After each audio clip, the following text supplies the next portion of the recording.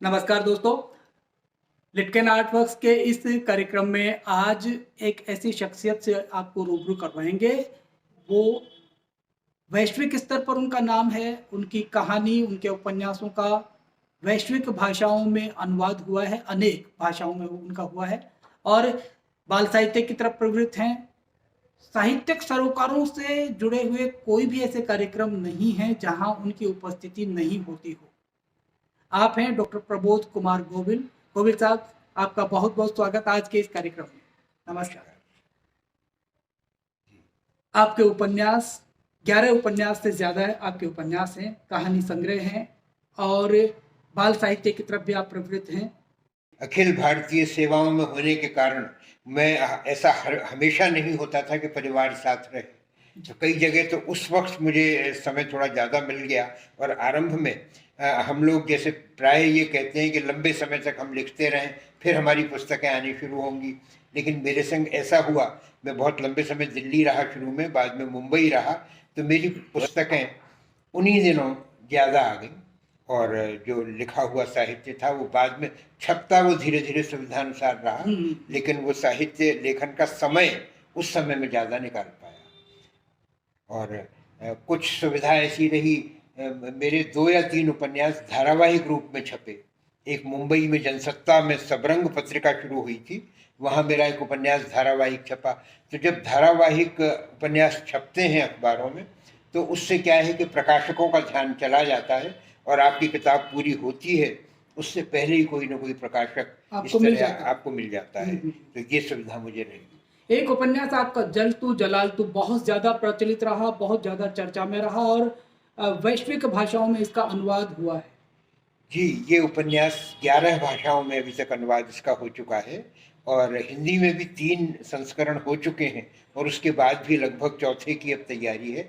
ये बात आपकी ठीक है। मुझे लगता है कि इसकी जो विषय वस्तु थी वो एक तरह से अंतर्राष्ट्रीय ही थी। मुझे ये लगता है कि इसकी जो विषय वस्तु है वही थोड़ा, जिसको हम कहते हैं, अंतर्राष्ट्रीय हो गई और यही कारण है कि इसे अनुवाद के लिए भी अलग अलग अनुवादकों ने पसंद किया और ये किया जाता है। इसकी चर्चा भी हुई और हिंदी में भी इसके 3 संस्करण हो चुके हैं।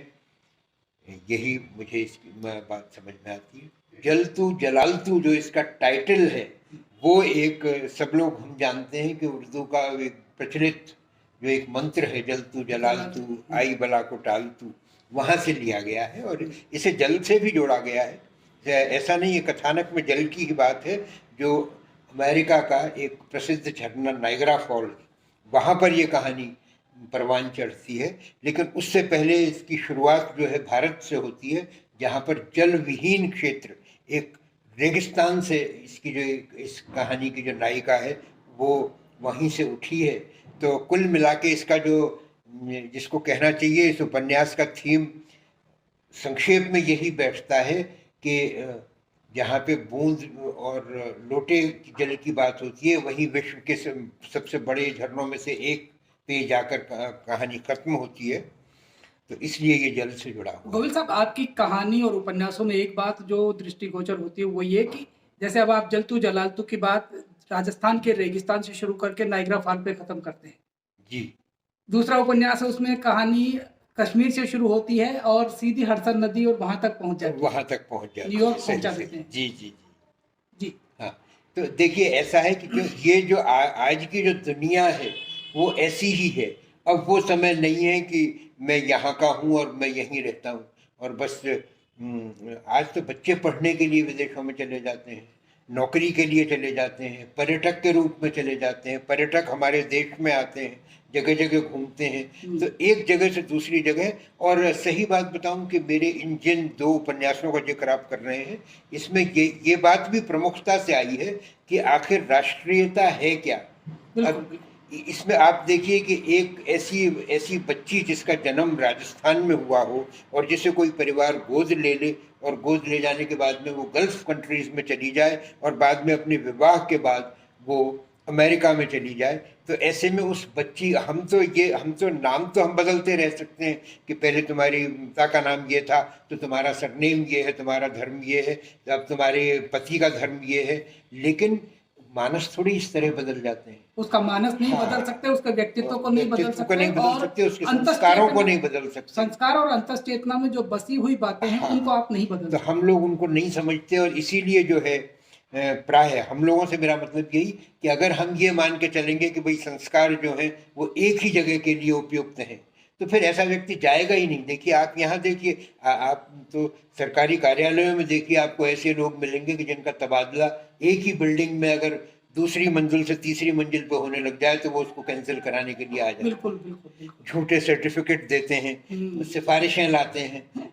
छुट्टी बीमारी की छुट्टी लेके बैठ जाते हैं। तो एक तो इस तरह के लोग हैं, एक ऐसे लोग हैं जो सिर्फ घूमने के लिए चले जाते हैं, कभी कश्मीर चले गए, कभी कन्याकुमारी चले गए, कभी लद्दाख चले गए, कभी आसाम चले गए।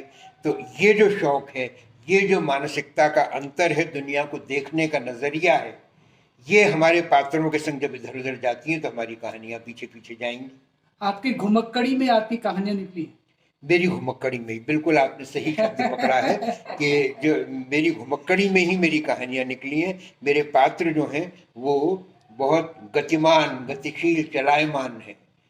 एक जगह जो रह करके मैंने ऐसे पात्रों की कल्पना बहुत कम की है जो एक संस्कार लेकर, एक तरीका लेकर एक ही जगह बना रहे हैं। अच्छा, आपके उपन्यासों में एक बात और सामने आती है कि आप बिल्कुल जो आम बोलचाल की भाषा है, यहाँ तक कि उसमें जो गाली गलौज भी करते हैं वो भी आपने अपने उपन्यासों में, और वो आत्मकथात्मक उपन्यास उसको ज़्यादा हम कहें वैसा उपन्यास है वो, उसमें आपने लिया है। और जब हम हडसन नदी की बात करते हैं, न्यूयॉर्क की बात करते हैं, तो वहाँ पर आपकी उस जीवन शैली को बिल्कुल उसी तरह से आत्मसात करते नजर आते हैं। देखिए, मैं अब एक बात आपको ये बताऊं कि जो आम बोलचाल की बात करना पात्रों का, ये इसीलिए होता है कि उसमें सहजता आती है। हम एक आदर्श रच दें, हम अपनी भाषा अपने पात्र को दे दें, तो फिर हमारे सामने ये एक जिम्मेदारी आ जाती है। एक बार मुंबई में हम लोग एक नाटक के मंचन के दौरान, मैं और डॉक्टर राही मासूम रजा, इस विषय पर हमारी बहुत बातचीत हुई थी। रजा साहब मुझे बताने लगे कि लोग, अब आप ये बताइए कि अगर आपका कुछ खो गया है और आप थाने में रिपोर्ट कराने आए हैं और मैं थानेदार हूँ और मैं शक में दो चार चोरों को पकड़ रहा हूँ, तो मैं उससे कौन सी भाषा बोलूँगा? क्या मैं उससे सीधे ये कहूँ कि कृपया इनका सामान लौटा दीजिए? बिल्कुल बिल्कुल। मुझे तो वही भाषा बोलनी पड़ेगी। तो मैं भाषा के फेर में नहीं पड़ता हूँ, मैं सीधे अपने पात्र को कंसीव करता हूँ। मैं ये देखता हूँ कि इस परिस्थिति में ये व्यक्ति क्या बोलेगा, इसके मुंह से क्या निकलेगा, उसे ही स्वाभाविक रूप से और उसको मैं स्वाभाविक निकालने की उसी की कोशिश बोली करता में, उसी की भाषा हूँ। में जी, आप उसको लिपिबद्ध करते हैं। हाँ, लिपिबद्ध तो कर देता हूँ। और मुझे फिर ये लगता है कि और क्रिएटिव राइटर्स को इसी तरह लिखना चाहिए। फिर ये संपादकों की जिम्मेदारी है कि वो काट छांट करें, ये देखें कौन सी चीज़ कहाँ नहीं चलती है, उनके पाठक कौन होंगे, उनके श्रोता कौन होंगे, बिल्कुल। उनकी सीमाओं के आधार पर वो उन चीज़ों को बदल दें। लेकिन राइटर से ये न कहा जाए कि वो अपनी भाषा बदल दे, क्योंकि राइटर अपनी भाषा नहीं बोलता। लेखक जो है वो अपने पात्रों की भाषा बोलता है और पात्र परिस्थिति की भाषा बोलता है। पात्रों की भाषा जब बोलते हैं, आप भी अपने पात्रों को उस तरह की भाषा बुलवाते हैं, जी। और वो शैली जब आप पुस्तक के रूप में लेके आते हैं तो उसकी स्वीकार्यता कितनी होती है समाज में? अब उसकी स्वीकार्यता तो देखिए, अब ये तो आप ही ने मुझे अभी बताया कि वो कई भाषाओं में हो गया, चर्चित हो गया। तो 11 कई बार भाषाओं ऐसा, में, हाँ, बिल्कुल 11 बिल्कुल। भाषाओं में हो गया, तो वो चर्चित भी हो जाती है कई बार। ये बात जरूर है कि ये आपको देखना पड़ेगा कि आपकी चर्चा उसके घटियापन को लेके हो रही है या उसके बढ़िया बातों को लेकर के हो रही है। तो लेकिन चर्चा दोनों ही तरीके से होती है। और सबसे बड़ी बात यहाँ देखिए, मैं तो इस पर भी नहीं ले जाता कि कौन सी चीज़ चर्चित है, बहुचर्चित है। कई बार मौन की भी भाषा होती है, कई बार छोटे छोटे छोटे वाक्यों में भी बहुत बड़ी बात कही जाती है, कई बार बड़े बड़े वाक्य होते हैं, आप उनको उच्चार दीजिए और कोई उसका अर्थ नहीं निकलता, कोई तंत्र नहीं निकलता। तो भाषा से अलग जाकर भी मैं उन परिस्थितियों पर गौर करता हूँ जिन परिस्थितियों में कोई पात्र किसी भी कथानक का पात्र बना है। बाजार ने साहित्य को बहुत ज्यादा प्रभावित किया है। जी। आपके हिसाब से बाजार ज्यादा बड़ा है या साहित्य बड़ा है? हाँ, ये देखिए जो है, मेरी एक किताब आई थी कहानी की, 30 कहानियों का संग्रह, थोड़ी देर और ठहर। जी। उसकी भूमिका में मैंने इसी बात को लिखा है, और वहीं का एक छोटा सा सेंटेंस में दोहराता हूँ जी। कि अंततः तो सब कुछ साहित्य के लिए ही है। साहित्य जो है वही बड़ा है, बाजार रोज बदलता है। बाजार, कभी कोई नई चीज आती है तो बाजार उसके पीछे जाता है, जब वो चीज पुरानी हो जाती है तो उसको छोड़ने में भी देर नहीं लगाता। लेकिन साहित्यिक जो मूल्य है किसी कृति का या किसी वस्तु का या किसी कथानक का, वो बना रहता है। आज भी 100 साल पुरानी कहानियां लोग पसंद करते हैं, आज भी 500 साल पुरानी कहानियां पसंद करते हैं। और इसीलिए जब अमृतलाल नागर या इस तरह के जो साहित्यकार जो फिल्मों से जुड़े भी, वो साहित्य में खंजन नयन लिखते हैं, नाच्यो बहुत गोपाल लिखते हैं, लेकिन जब फिल्म की पटकथा लिखने की बात आती है तो फिर वो ऐसी पटकथाएं लिखते हैं जो कि कालजयी नहीं है, तो तत्काल देखी गई, पसंद की गई, और जब फिल्म उतरी उसके बाद लोग उसे भूल गए। बाजार प्रभावित साहित्य कहीं भी कालजयी नहीं हो सकता, आपका ये कहना जी, है? यही मेरा कहना है, क्योंकि बाजार स्थायी नहीं है, साहित्य स्थायी है, कालजयी स्थायी साहित्य है। ज़बान-ए यार मन तुर्की। ज़बान-ए यार मन तुर्की, अच्छा अब आपने ये जिक्र किया है तो मैं आपको बताऊं, ये अब बीते दौर की अभिनेत्री साधना की कहानी है जी। उस पर ये बेस्ड उपन्यास है। और ये सवाल अक्सर होता है, आपके पूछने से पहले ही मैं इतना अभ्यस्त हूँ कि मैं पहले ही बताने लगूंगा आपको कि आप शायद ये जानना चाहते होंगे कि ये मैंने उस समय की उस दौर में साधना को क्यों उनका कथानक लिखने के लिए नहीं, साधना भी बहुत हाँ। मशहूर रही है, और बल्कि साधना कट उनका हेयर स्टाइल जो था वो तो आज भी मशहूर है। वो जो फैशन आइकन तो वो थी ही, बिल्कुल। लेकिन मुझे जो बात प्रभावित करती थी वो यही करती थी। मैंने अपनी आत्मकथा में भी लिखा है कि जब मैं अपनी आत्मकथा का मैं अपनी टीन एज पर लिख रहा था, जो मेरी 13 साल से लेकर 19 साल तक की जो उम्र थी, वो मेरे लिए हर व्यक्ति के लिए गोल्डन पीरियड की तरह होती है। उसे वो याद करता है अपना करियर बनाने से पहले, अपनी पढ़ाई के दिनों में। उस समय वो साधना का ही समय था, साधना का ही दौर था। बिल्कुल। उनकी 11 फिल्में उसी दौर में हिट फिल्में आईं, और हम तो मेरे महबूब, वक्त, आरजू, वो कौन थी, ऐसी फिल्म, मेरा साया, एक फूल दो माली, उस दौर को याद करते हैं तो हमें ये लगता है कि वो ऐसा दौर था कि वहाँ जो फिल्मी पर्दा हमारी पूरी युवा पीढ़ी को प्रभावित कर रहा था। चाहे वो हेयर स्टाइल की बात हो, चाहे वो चूड़ीदार पाजामा और कुर्ता पहनने की बात हो, चाहे वो जयपुरी जूतियों की लोकप्रियता की बात हो। इसीलिए साधना जो है फैशन आइकॉन बन गई उस दौर की। और वो क्योंकि मेरा टीनेज थी, वो समय था, इसलिए मैंने शिद्दत से उसको महसूस भी किया और लिखा भी।